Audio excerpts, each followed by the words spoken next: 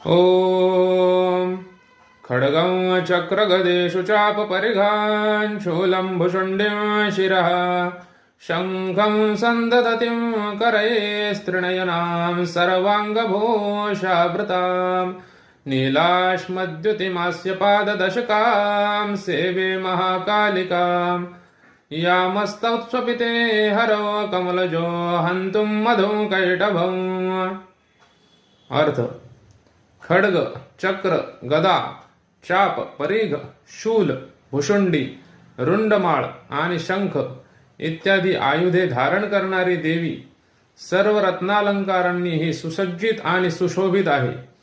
या महाकालीच्या देहाचे तेज नीलमण्यासारखे तेजस्वी व प्रभावी असून तिचे 10 मुखे व 10 पाय असे आश्चर्यकारक रूप दिसते.